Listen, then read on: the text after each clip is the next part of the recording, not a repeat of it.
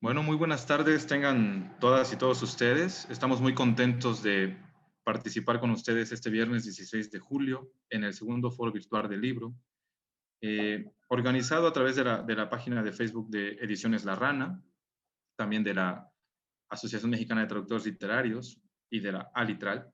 Hoy contamos con la presencia del poeta, traductor, también investigador y académico del Colegio de México, Juan Carlos Calvillo, con quien tendré yo la oportunidad de conversar con todos ustedes a partir o alrededor de la traducción que él hizo de la obra de Emily Dickinson, que es una coedición con Aquelarre Ediciones y los otros libros, y se titula Las Ruedas de las Aves. En el programa también tendremos la oportunidad de escuchar la intervención de la poeta Aurelia Cortés Peirón, también la intervención del editor de Aquelarre Ediciones, Miguel Pineda, un invitado especial quien comentará también la traducción, Pablo Inver, también el traductor, la primerísima actriz Diana Bracho, quien leerá algunos de los poemas, y bueno, también con las preguntas que podamos tener y conversación junto con Juan Carlos Calvillo, a quien sin más preámbulo me gustaría ceder la palabra. Adelante, Juan Carlos. Muchísimas gracias, José Miguel. Es un placer platicar contigo. Eh, Agradezco mucho el espacio al segundo foro virtual del libro. Le doy las gracias al Instituto Estatal de la Cultura de Guanajuato y a Ediciones La Rana. Igualmente a nuestra Asociación Mexicana de Traductores Literarios, a METLI, y la Alianza Alitral, con la que llega nuestro trabajo a, a diversas latitudes de España y Latinoamérica. Me da mucho gusto saludarlos y por supuesto muchas gracias a todas las personas que se dan cita el día de hoy para escuchar un poco de el trabajo en torno a este libro, Las Ruedas de las Aves de Emily Dickinson, que es una publicación que por primera vez en traducción al español, en traducción medida y rimada, presenta diversos fragmentos y poemas que Emily Dickinson escribió no en formato de fascículo, que es, digamos, el formato convencional en el que solía escribir poemas al principio de su vida, sino que utiliza diversos fragmentos de papel, reversos de sobres, de cartas que nunca envió o de cartas recibidas, un envoltorio de chocolate, hay por ahí una bolsa de papel de estraza, sobre todo se traduce a partir de los sobres y la edición presenta por primera vez en español este material en versión facsimilar, en un dossier al final del libro, después de un prólogo y las traducciones al español. Sí, Juan Carlos, suena un proyecto muy interesante. Bueno, quienes ya hemos tenido la oportunidad de conocer el libro, de tenerlo en nuestras manos, de leerlo, de disfrutar además de tu traducción del prólogo que has hecho, podemos decirle al público que nos acompaña que se trata de un trabajo muy bien cuidado y bueno, de una poeta que no necesita mayor presentación, ¿no? Es una enorme poeta de las letras inglesas, pero también ahora tenemos la oportunidad de tenerlas gracias a tu traducción y al trabajo que nos presentas en lengua española. Pero también a veces hay gente que está empezando en la literatura, que está conociendo la obra y se está acercando a otros poetas y quizás el nombre de Emily Dickinson no sea tan conocido. Y no sé si te parece que demos la oportunidad ahora de escuchar a Aurelia Cortés Peirón, a la poeta Aurelia, para que nos comente un poco de la vida y obra de Emily Dickinson. ¿Qué te parece? Por supuesto. Adelante, Aurelia. Muchas gracias.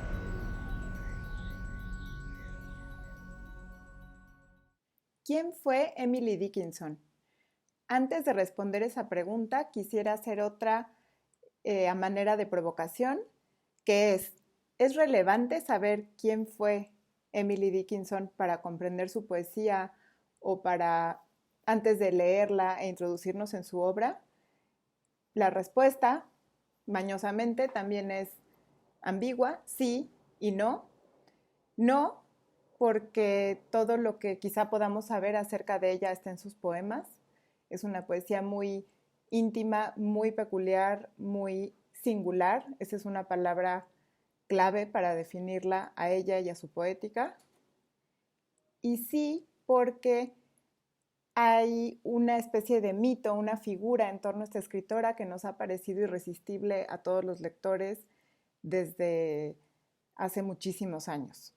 De Emily Dickinson se conocen muy pocas imágenes, un solo daguerrotipo que ella detestaba, que está en la mayoría de las portadas de sus libros actualmente, pero ella prefirió retratarse con otras palabras y con otros medios, es decir, con la poesía. A manera de síntesis biográfica, puedo decir que, y repitiendo un poco este mito del que he hablado, Emily Dickinson fue una mujer solitaria, confinada, que vivió con mucha discreción en la casa familiar en la que nació, en Massachusetts, en Amherst, en 1830. Nació en una familia respetada, culta, tuvo acceso a la educación, cosa que es muy singular y rara para una mujer en ese tiempo, en ese momento. Y sin embargo no prosiguió con esa educación ni con ninguna profesión relacionada con una actividad intelectual, a pesar de su enorme intelecto. Decidió quedarse en casa, cumpliendo un rol principalmente hogareño como mujer de la casa. No se casó y cuidó a sus padres hasta la muerte de ambos. Hay esta idea de que fue una mujer ermitaña, una mujer siempre vestida de blanco, una mujer espiritual, inacible, y parte de eso es cierto, a pesar de que también tenemos evidencia de que fue alguien que sí tuvo cierta relación con el mundo externo, en algún momento recibió una propuesta de matrimonio que rechazó. Entonces también hay algo de albedrío en este aislamiento del que se habla.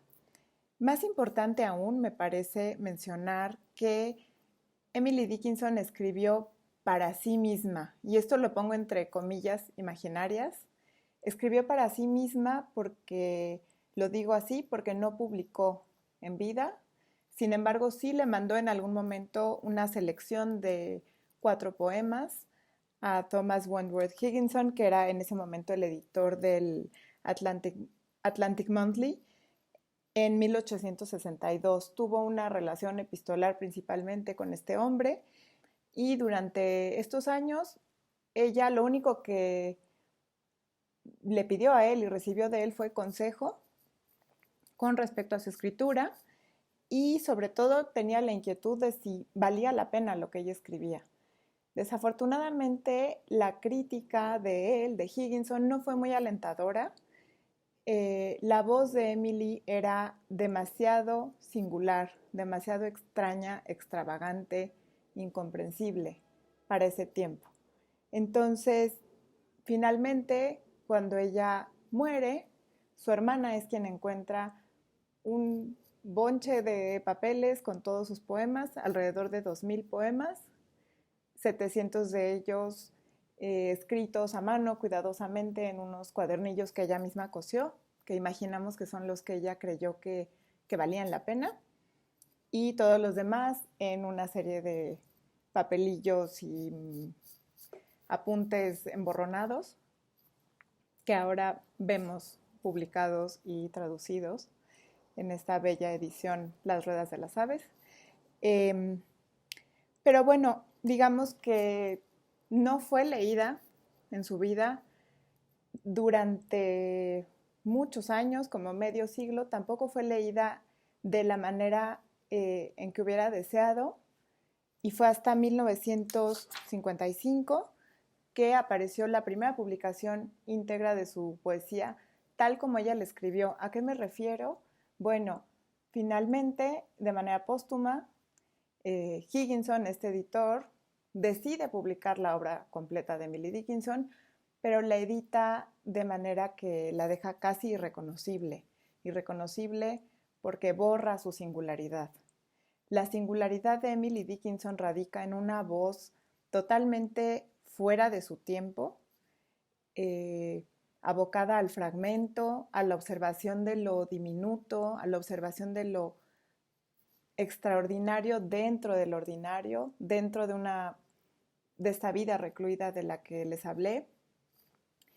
La observación casi de lo microscópico, de la vida microscópica de los animales que la rodeaban, observaciones que rayan en lo metafísico, pero que también tienen mucho de científico con respecto a su entorno natural, y todo esto relacionado con la naturaleza humana de una manera, yo diría, aterradora, aterradora en el sentido de que es tan penetrante su visión de qué es ser humano que asusta verlo de una manera tan directa. Quizá por eso lo editó Higginson, no lo sabemos.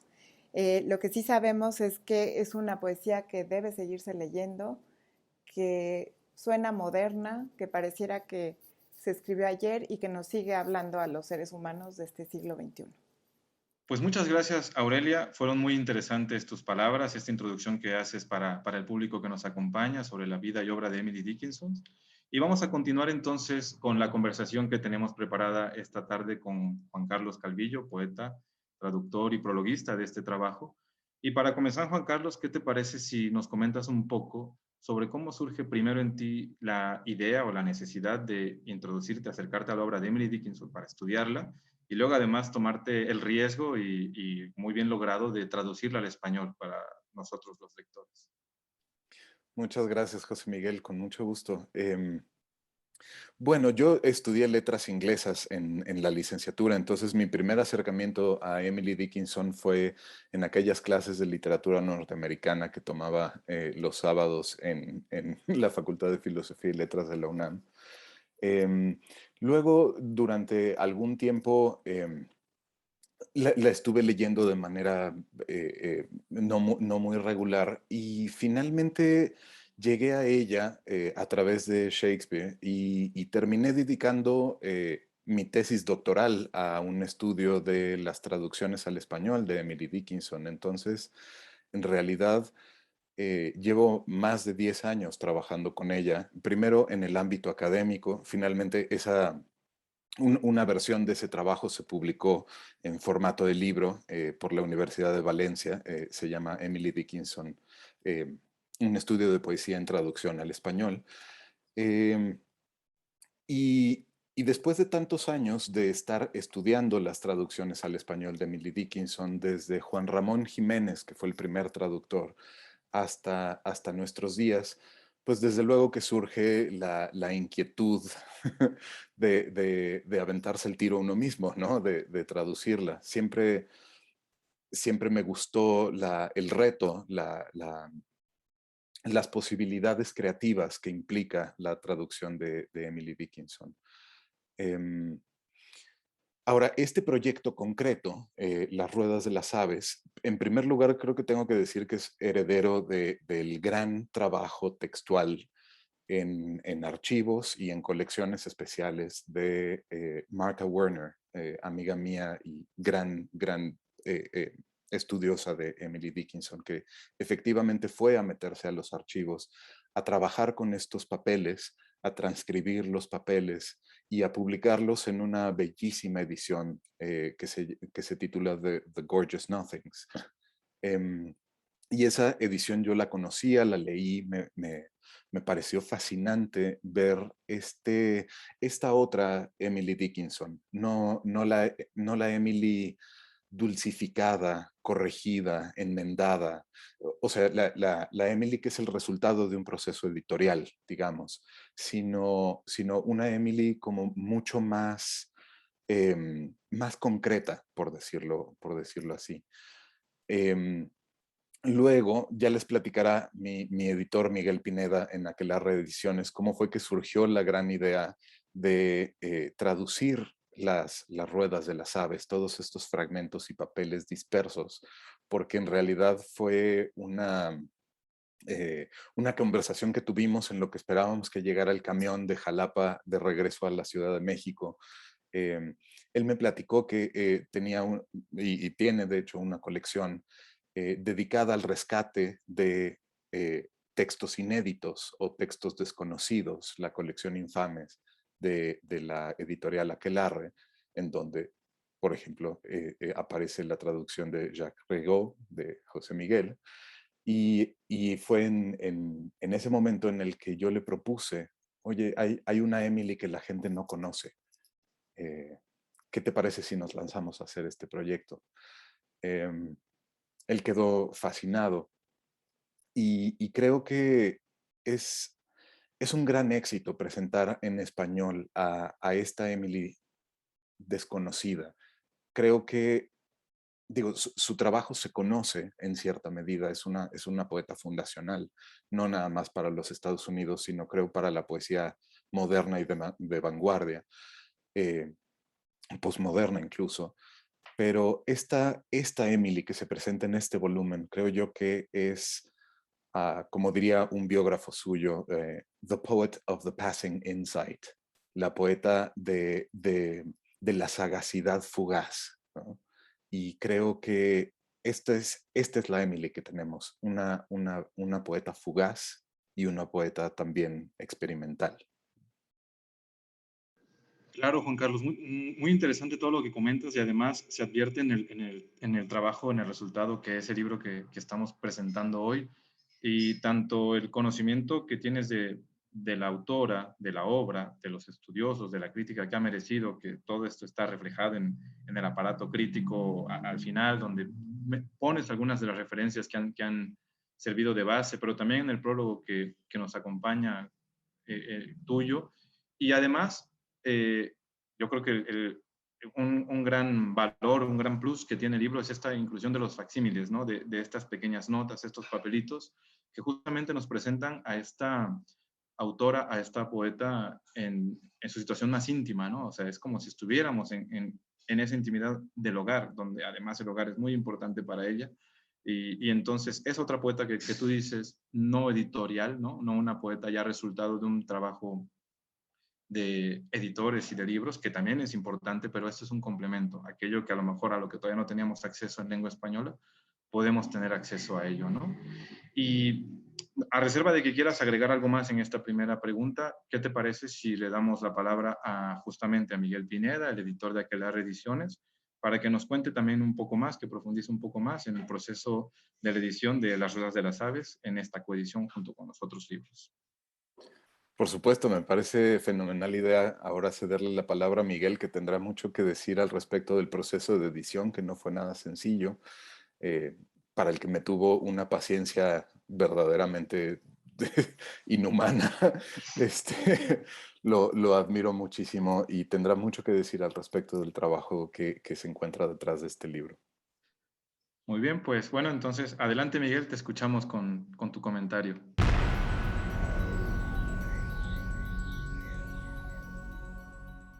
Hola, ¿qué tal? Mi nombre es Miguel Pineda y soy editor en Aquelarre Ediciones, que es un proyecto editorial que se realiza desde la ciudad de Jalapa y que recientemente publicó de la mano de la editorial guanajuatense Los Otros Libros el título Las Ruedas de las Aves de la poeta estadounidense Emily Dickinson y que está traducido y prologado por Juan Carlos Calvillo.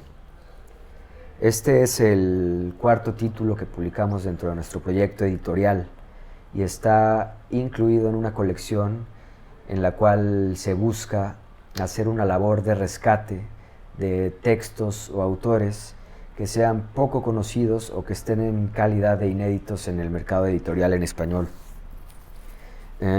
Irónicamente, y a pesar de lo que podría pensarse, cada título publicado hasta ahora ha resultado ser un reto aún más grande que el anterior, y este libro, por sus características, no ha resultado ser la excepción. La verdad es que durante el proceso de realización de esta edición se tuvieron que tomar decisiones y cambiar ideas que habíamos tenido desde el principio, y el resultado fue que obtuvimos un libro totalmente distinto al que se había pensado como proyecto inicial, pero que creemos que es un poco más amigable y ameno para el lector. Por más que la génesis de este libro pueda parecer un tanto fortuita, y hago la acotación de por qué digo esto, y es que la traducción de este libro fue pactada en una central de autobuses en medio de una presurosa despedida y de viajantes por todos lados. Entonces, a pesar de que la génesis de este libro pueda parecer un tanto fortuita, la verdad es que todos los detalles fueron meticulosamente cuidados. El libro contiene imágenes facsimilares de pedazos de papel donde Emily Dickinson anotaba a veces un poema, a veces una frase, a veces simplemente palabras, y que fue juntando a lo largo de su vida y fueron encontradas póstumamente. Esta edición está basada en la recopilación que Martha Werner hace en The Gorgeous Nothings y que precisamente contiene estas imágenes. Las ediciones son totalmente distintas. La edición estadounidense es una edición de lujo, pasta dura, y bueno, nosotros optamos por hacer una edición de bolsillo, pero que tampoco demerita. Y bueno, cabría mencionar que esta edición contiene imágenes que fueron encontradas después de que Martha Werner hiciera su edición y que no se contienen en la edición estadounidense ni en ninguna otra edición en cualquier otro idioma. Por lo tanto, contiene imágenes que son inéditas y que por primera vez ven a la luz en formato impreso. Me gustaría decir también que el valor de esta edición, además del que le corresponde a todas las personas y a todas las manos que colaboraron para que se llevara a cabo,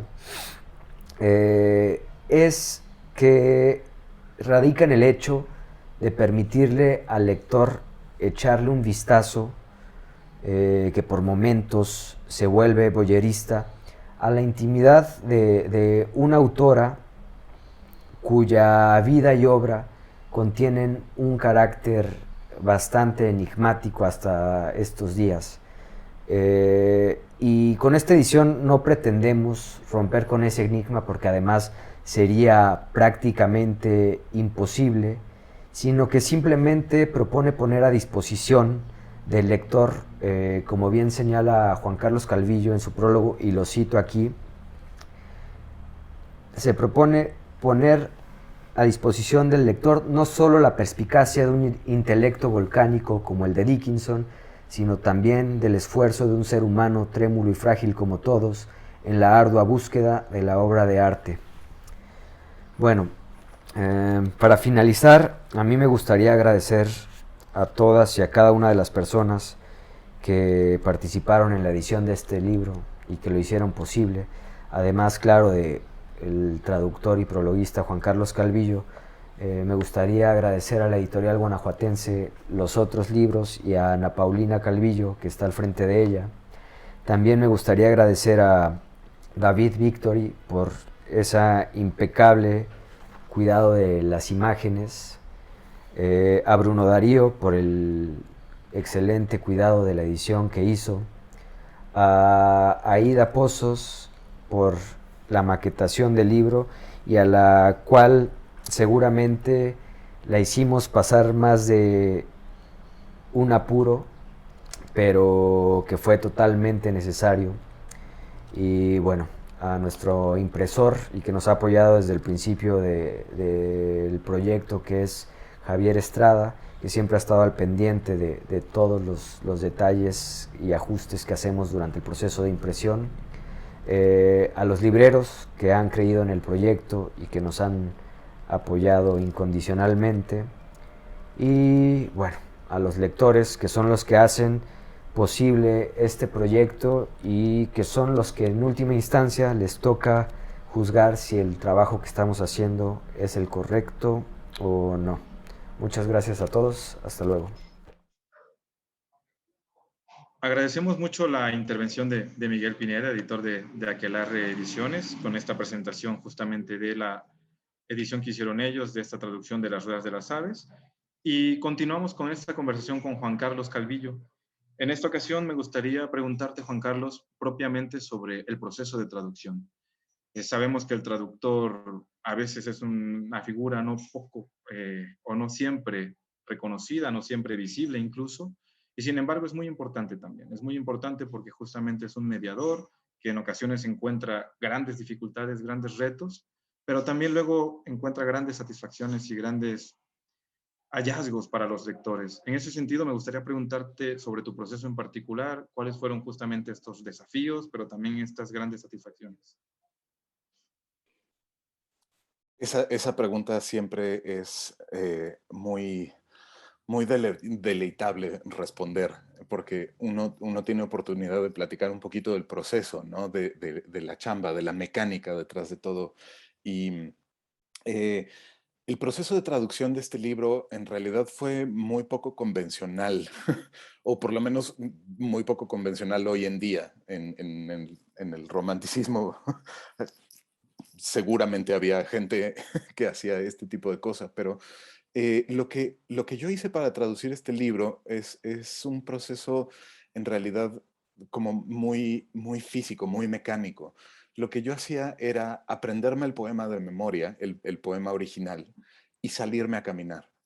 Y, y tenía la oportunidad de estar repasando el poema en mi cabeza mientras caminaba, mientras mi cuerpo se iba ajustando a un determinado ritmo, ¿no? Porque vas, digamos, incorporando el ritmo de la caminata al ritmo de la poesía.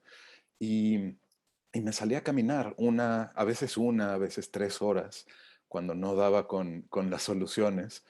Y, y recuerdo muy bien que me iba aprendiendo la traducción, verso por verso, porque no la apuntaba en el trayecto. Entonces tenía que memorizarla y volver a casa, y en el momento de volver a casa ya redactaba la traducción. Pero el proceso de memorización aunado al ritmo de la propia caminata, creo que le vino muy bien justamente a las traducciones que finalmente son esos dos son grandes componentes de la poesía, ¿no? La mnemotecnia y el ritmo ligados uno con el otro, ¿no? Em, Eso un poco en cuanto al proceso. Me preguntabas también cuáles podrían haber sido los más grandes desafíos de traducir a Emily. Emily yo creo que es una de las poetas más difíciles de traducir en un género que de por sí es complicado al grado de que hay gente que dice que la poesía es intraducible, ¿no? Eh, Creo que Emily Dickinson es particularmente complicada porque la suya es poesía altamente condensada, ¿no? Recuerdo muy bien una definición como muy sucinta, pero también muy memorable, de poesía en la que Dickinson creo que encaja perfectamente. Highly structured, memorable language. La poesía es lenguaje altamente estructurado y memorable. Y creo que eso es lo que dota de gran complejidad en la traducción de Emily Dickinson. Por otra parte, Emily siempre está haciendo varias cosas a la vez, ¿sabes? Nunca es enteramente directa, por sencilla que parezca en apariencia, pero siempre está haciendo varias cosas al mismo tiempo. Está hablando de cosas concretas, pero está siendo abstracta al mismo tiempo. Su pensamiento se deleita en la paradoja. O, por ejemplo, hablando de temporalidad, siempre te presenta un un presente que es mucho más incierto que el futuro, que se siente mucho más tangible, ¿sabes? Eh, Aunado a esto, a que su pensamiento siempre va en dos direcciones. Emily Dickinson escribe con una gramática fracturada, deliberadamente anormal, eh, cuyo propósito es potenciar las capacidades expresivas del lenguaje.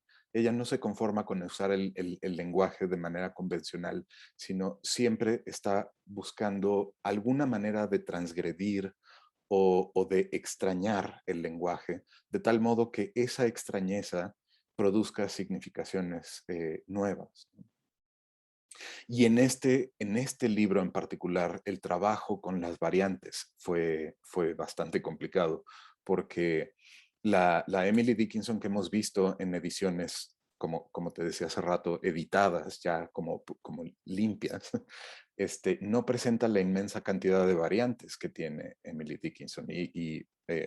Los lectores de este libro, Las Ruedas de las Aves, se darán cuenta de que Emily Dickinson tenía opciones, ¿no? Entonces estaba componiendo un verso, digamos, y si había una palabra que no le gustaba, le ponía una pequeña cruz, una llamada. Es casi como usaríamos nosotros un asterisco, ¿no? Le ponía una cruz que llamaba al margen o a pie de página para ofrecer otras 3 o 4 palabras posibles. Y ninguna de ellas se puede llamar una decisión final, son todas, ¿no? Las variantes hacen que diferentes poemas coexistan en un mismo tiempo, dependiendo de, digamos, el camino que uno decida tomar como lector.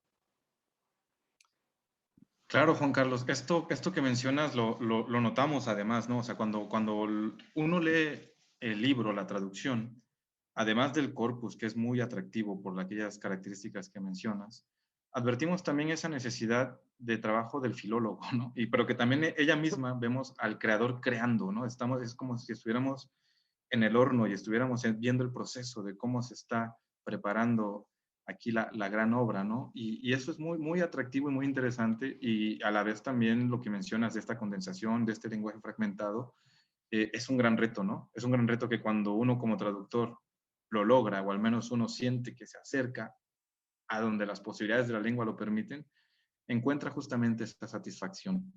Y en efecto, bueno, te felicito personalmente, ¿no? Por el trabajo, porque en efecto no es una poeta sencilla, es una poeta que a sí misma se llevaba a esfuerzos y a resultados breves, pero justamente por eso condensados, justamente por ello potentes, y que pues simplemente son uno de los deleites que como lectores podemos tener. También para, no solo como un lector que lo hace por placer, sino también alguien que se dedica a la literatura desde la academia, puede también aquí encontrar todo un corpus interesante para el estudio y para el comentario. En ese sentido, no sé si te parece que sea un buen momento para cederle la palabra a Pablo Imbert para que nos ofrezca algunos de sus comentarios que tiene sobre la traducción, a reserva también, como hace rato, de que quieras agregar algo más. No, me parece un fantástico momento. Saludos, Pablo, colega, amigo. Muchas gracias por acompañarnos y dedicarnos un ratito de tu tiempo. Ok, adelante, Pablo.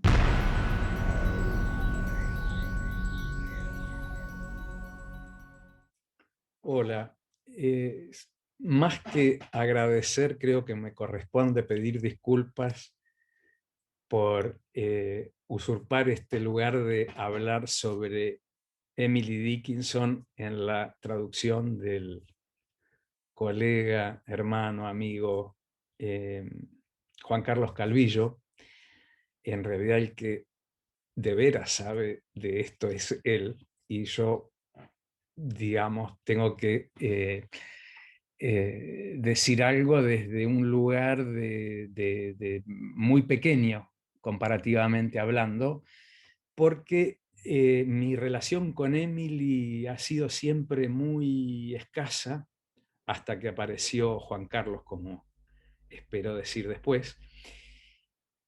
Porque, digamos, en general a mí me pasa con la lectura de literatura en otras lenguas y poesía en particular quizá, pero diría en general con la literatura, digo de las lenguas que más he transitado en estos últimos años, además de la nuestra, que son el inglés y el italiano. El italiano lo he transitado menos, pero tengo esa cosa de familiaridad que nos dan la cercanía entre ambas lenguas, sobre todo con el castellano argentino. La marca del italiano en el castellano argentino es muy fuerte. En cambio, con el inglés hay una mayor distancia cultural, aunque sea un idioma que tengo más transitado. Pero siempre me pasa cuando leo en esas lenguas que hay como una especie de... es como leer a través de un vidrio oscuro. Necesito hacer como mucho esfuerzo de focalización y la conexión con el texto no es tan inmediata como cuando estoy leyendo en mi propia lengua, ¿no? Un ejemplo que doy a veces, por ejemplo, yo sabría decir en castellano, si escucho dentro de un texto la palabra dientito o dientecito, o incluso podría ser usos de otros países, no la Argentina, donde dicen dienticos, por ejemplo, o dientecillos. Son todas formas que yo puedo entender y con las cuales me relaciono de manera muy distinta. Pero me relaciono de manera muy distinta, de una manera natural, no por algo que yo elabore intelectualmente. Me producen inmediatamente algo. Con el inglés o con el italiano no sucede eso. Hay una mediación de algo intelectual, etcétera, que resta un poco de esa conexión emotiva directa. Entonces lo que me pasa con algunos textos como los poemas de Emily Dickinson es que son textos que yo diría son algo así como filigranas, trabajo de orfebrería, mecanismo de relojería. Pienso, por ejemplo, en el reloj, uno mira la hora y ve la hora y tienen la conexión inmediata, pero para que esa hora se esté dando, hay detrás, adentro del reloj, toda una serie de mecanismos muy elaborados que nosotros no vemos, pero están ahí sosteniendo.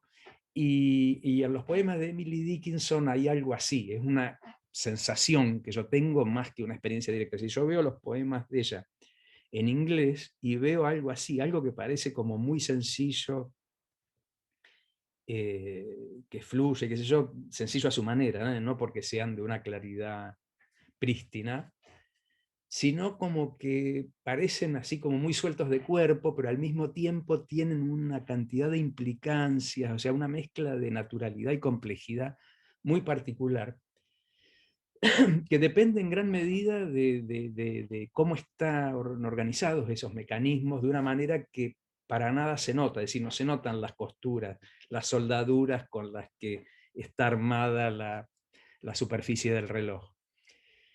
Y entonces yo para leer eso y para tener esa conexión más inmediata necesitaría una traducción al lado. Y en general las traducciones de poemas de Emily Dickinson que se me cruzaron por el camino, que proporcionalmente deben de ser pocas, o sea, hay muchas más, a lo mejor si hubiera conocido otras me hubiera pasado algo distinto, como me pasó ahora con las traducciones de Juan Carlos, ¿no? Lo que me pareció es que, porque en esa aparente simpleza, pero que está hecha siempre con un ritmo muy claro y una rima también no muy llamativa, pero que está ahí, entonces hay una mezcla de esa como naturalidad que al mismo tiempo está trabajada con una serie de saltos sintácticos muy particulares y con una puntuación particular, pero además con un ritmo y con rima. Una rima bastante ligera, pero rima al fin. Entonces, si yo leo una traducción que se despega de ese mecanismo de relojería, siento que se perdió tanto. Bueno, a mí no me gusta mucho decir que se pierden las cosas en la traducción, ¿no? Se transforman. Lo que pasa es que se transforman en algo mucho más pobre si uno no contempla esta cosa que sostiene a los poemas de Emily. Por eso yo la verdad es que la había leído muy poco, siempre porque sentía que había como una especie de decepción mía entre el no tener la conexión absoluta a través del texto inglés, por esa cosa de no ser hablante nativo de inglés, y la insuficiencia de las traducciones en esas cosas que yo advertía a simple vista en la versión inglesa. Entonces es como que a lo mejor no la leí tampoco, pero siempre sentí que no terminaba de conectarme. Conocer a Juan Carlos y conversar sobre Emily fue para mí en ese sentido un cambio muy grande en esto, porque en las conversaciones con él, en los intercambios con él, de alguna manera fui entrando más en la poesía de Emily, así que es casi como que podría decir que Juan Carlos es mi sacerdote de la religión emiliana, ¿no? El que con sus homilías y también con las preguntas y respuestas del catecismo y con por ahí alguna discusión y todo eso, yo fui entrando mucho mejor en Emily. Puedo decir que ahora la conozco un poco más y bastante más gracias a estas traducciones que ha hecho Juan Carlos, en donde yo siento que algo que no había sentido en otras traducciones que había leído antes, que es que se hacen cargo de eso. Ya lo digo, quizá he sido un mal lector de las traducciones que llegaron a mí y no fueron tantas.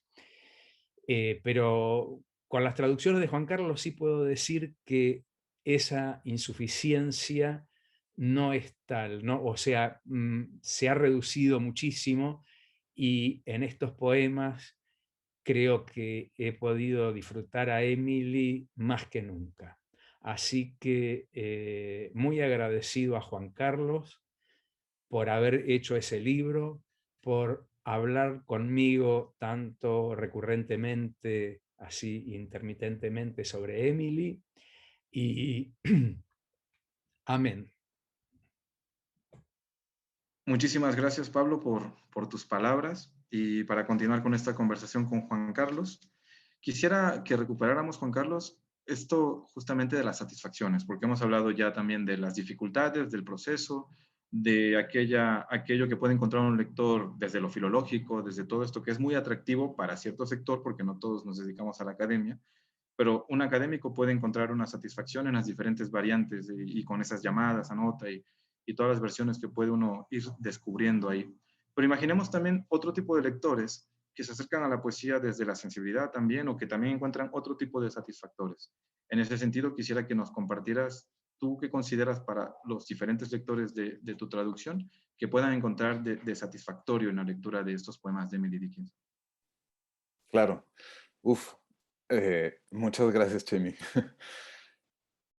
Creo que mi gran satisfacción desde mi punto de vista, y debo decirlo así, es que al llevar a cabo la traducción de estos poemas y fragmentos, me di cuenta de que la poesía se encuentra en la traducción. Y quiero decir, se halla, se descubre, ¿no? Se desvela.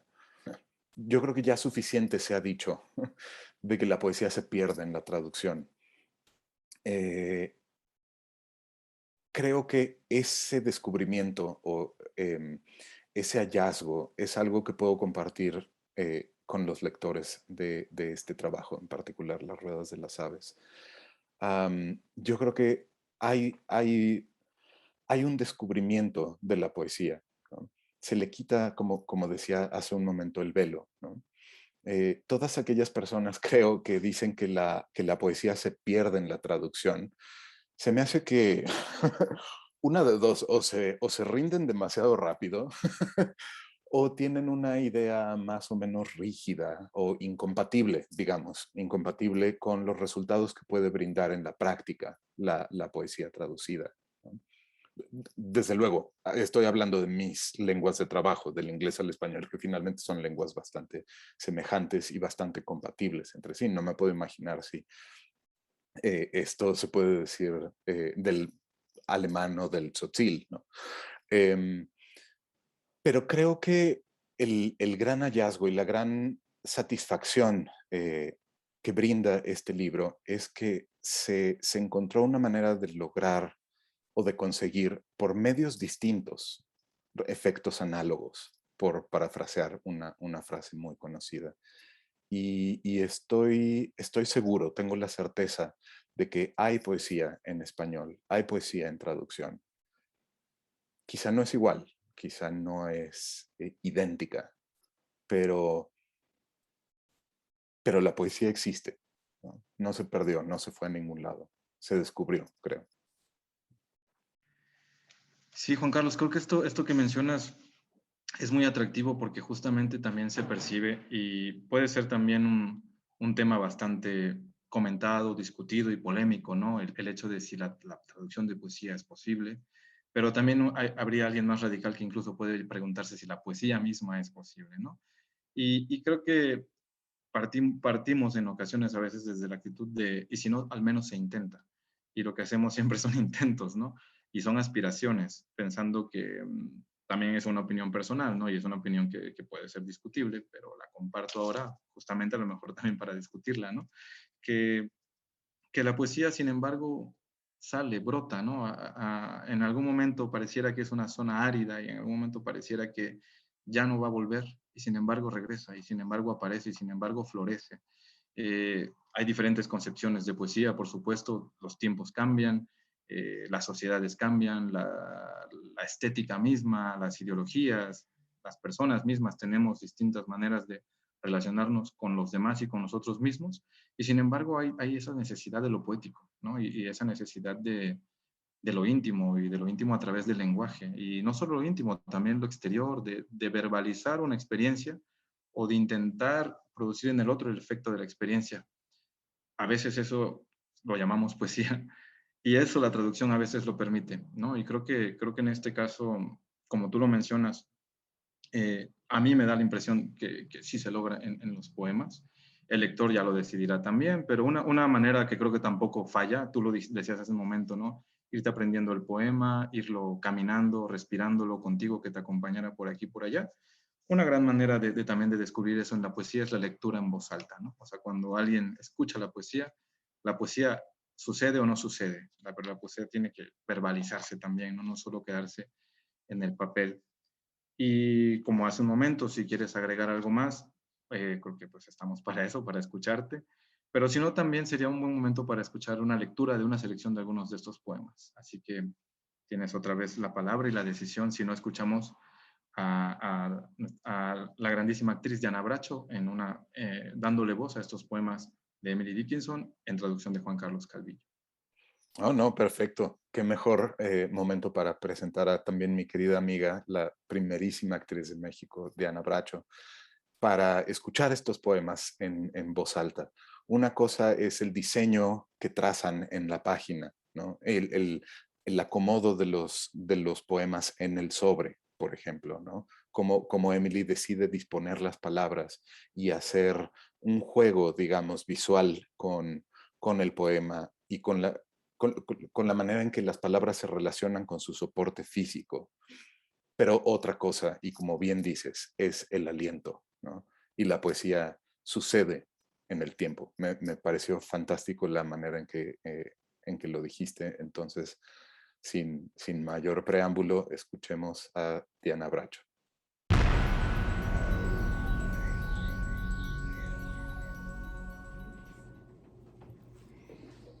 ¿Qué tal? Soy Diana Bracho. Tengo el privilegio de que me haya invitado mi gran amigo Juan Carlos Calvillo, amante de Emily Dickinson, igual que yo, que me haya invitado a leer unos poemas de su libro espectacular que se llama Las ruedas de las aves. Este libro es hermosísimo, es una traducción que él hizo de Emily Dickinson, que yo creo que es uno de los poetas más difíciles de traducir. Y yo le dije el otro día, ¿sabes qué? Lo que me encanta de tu traducción es que no encontraste, sí encontraste la métrica, encontraste el ritmo y todo de los poemas, pero sobre todo encontraste el alma de Emily Dickinson, que era un alma delicada, sensible, difícil de asir. Y creo que Juan Carlos logró un trabajo de traducción impecable y bellísimo de muchos poemas de Emily. Y finalmente tiene una parte fantástica, facsimilar, donde presenta cantidad de documentos interesantísimos donde Emily escribía, que eran desde papeles donde venían envueltos chocolates, pedazos de cartas, papeles que encontraba por ahí, y en esos papeles escribió gran parte de su magnífica y maravillosa poesía. Bueno, pues voy a tener el honor de leer varios poemas de ella. Algunos los eligió Juan Carlos, otros los elegí yo. Son Son de difícil lectura porque son poemas muy complejos, aunque son muy pequeños. Son muy concisos, pero están cargados de significados en un lenguaje hermoso. Entonces, espero hacerle honor y hacerle justicia a la gran Emily Dickinson, que yo la conocí cuando estaba en la preparatoria y la estudié estudiando literatura inglesa, y me enamoré de ella. Es una poeta que siempre he admirado y siempre he adorado. Tengo sus obras completas, tengo sus biografías, y Juan Carlos escribió un monólogo hermosísimo sobre ella, que algún día a lo mejor puedo leer en algún teatro. Bueno, entonces con esto inicio. A105. Se vino abajo una gran esperanza. No se oyó ni un sonido, la ruina fue por dentro. Ay, artera desgracia la que calla y no acepta testigo. La mente es para cargas majestuosas, está pensada para el miedo. ¿Cuántas veces naufraga en alta mar ostensiblemente en el suelo?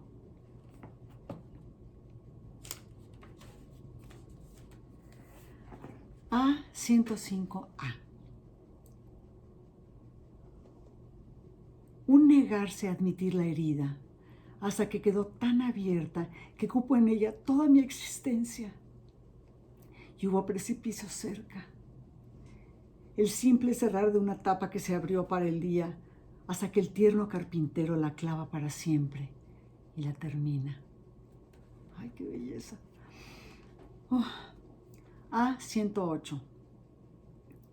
Cuando su razón para cantar queda deshecha, ¿a quién le importa el trino del pájaro azulejo? Si la resurrección no habría sucedido sin alguien que tuviera a bien quitar la piedra, sin alguien que tuviera a bien rodar la piedra. Como si retumbaran los tambores para así cautivar a los caídos. No me atrevo a escribir hasta escuchar la intro sin mi trance, cuando queda deshecho su motivo para cantar.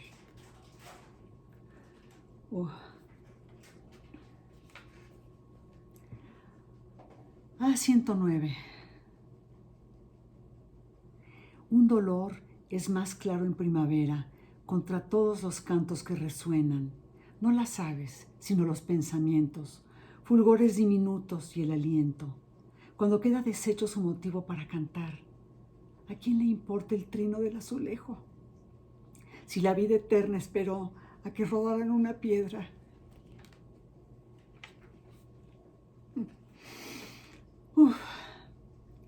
A139. Ancestral como la desdicha. ¿Qué tan antiguo es eso? Unos 1800 años. Ancestral como la alegría. ¿Qué tan antiguo es eso? Tienen los mismos años. A menudo se encuentran juntas, mas nunca lado a lado, pues ninguna, por más que intente, oculta el ser humano. A146. Uno mismo se presenta ante flores y planetas.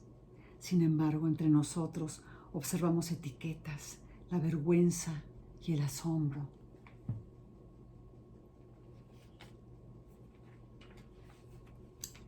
A194. Llegó su turno de implorar. Rogar por una vida es otra suerte de limosna, es penuria suprema. Miré su reino estrecho, le di permiso de vivir. No fuera que la gratitud resucitara a la serpiente, pero el indulto lo escondí.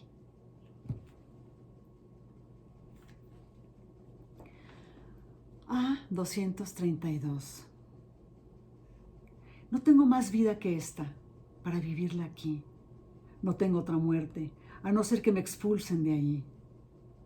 No anhelo ya un mundo futuro, ni más de lo que ya aprendí, con una sola salvedad, la adoración de ti.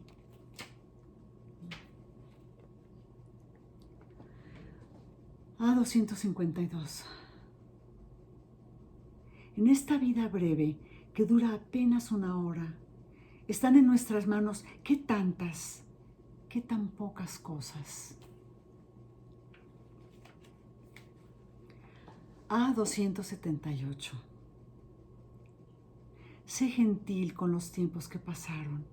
Seguro hicieron su mejor esfuerzo. Con qué serenidad se une, trémulo, el sol aquel en el poniente humano.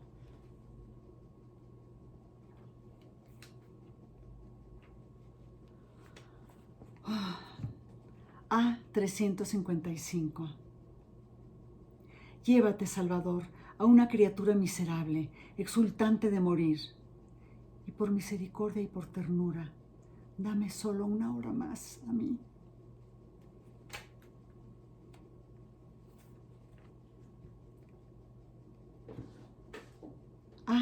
A539A.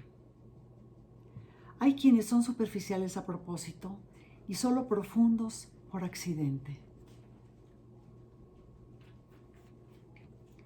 A752. Salir de un abismo para volverse a meter. La vida es eso, ¿no es así?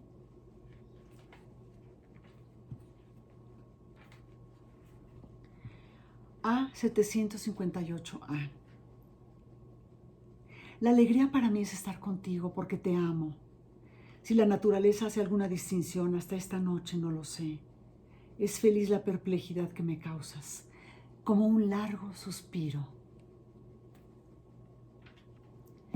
La tarde y el poniente y las preciosas insignificancias que conforman el atardecer se dan noblecita, saturado solo de música, como las ruedas de las aves. A857A. Helena de Troya va a morir, pero nunca Helena de Colorado. Querida amiga, ¿puedes caminar? Fueron las últimas palabras que le escribí. Querida amiga, ¿puedo volar? Fue su respuesta inmortal.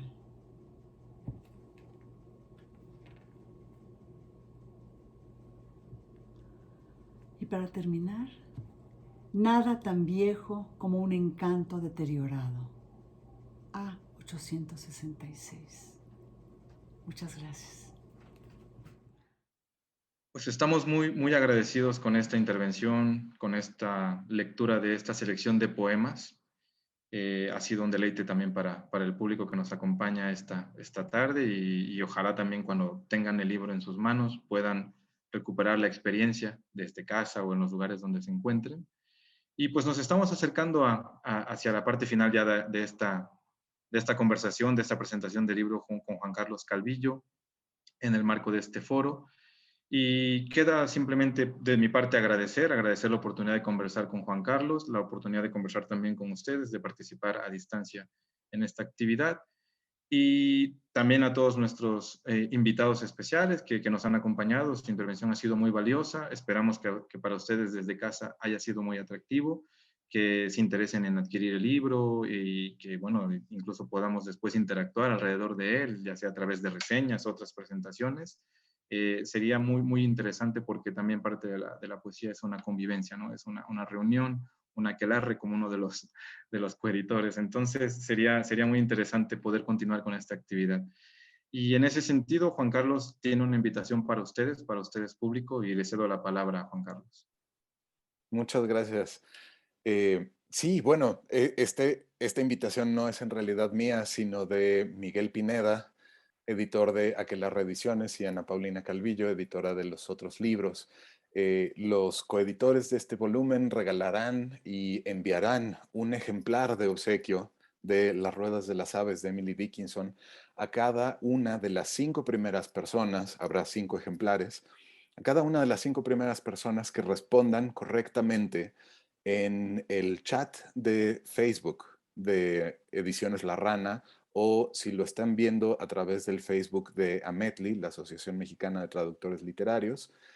Quienes respondan la siguiente pregunta correctamente, para el orden de prelación se va a tomar en cuenta la marca temporal de la respuesta en el chat, y posteriormente los editores se contactarán se pondrán en contacto con los ganadores por ese mismo medio. La pregunta es muy sencilla y quien la sepa la sabrá. La pregunta es la siguiente. Además del nombre completo de Emily Dickinson y las fechas de su nacimiento y defunción, ¿qué otras dos palabras aparecen en su lápida a manera de epitafio? Repito la pregunta. Además del nombre completo de Emily Dickinson y las fechas de su nacimiento y muerte, ¿qué otras dos palabras aparecen en su lápida a manera de epitafio? Quienes respondan correctamente en el chat, las 5 primeras personas serán acreedoras a un ejemplar de este volumen. Excelente, pues entonces con esto damos por concluida esta actividad. Les agradecemos mucho su presencia y un abrazo muy fuerte para todas y todos. Hasta luego, Juan Carlos. Muchísimas gracias, José Miguel. Gracias a Aquelarre, gracias a los otros libros. Muchísimas gracias al segundo foro virtual del libro, al Instituto Estatal de la Cultura de Guanajuato, a Ediciones La Rana y a la Asociación Mexicana de Traductores Literarios, a la que José Miguel y yo estamos muy orgullosos de pertenecer. Y por supuesto, gracias a todos los invitados y a todos ustedes por acompañarnos esta tarde. Que estén muy bien. Hasta luego. Chao. Nos vemos.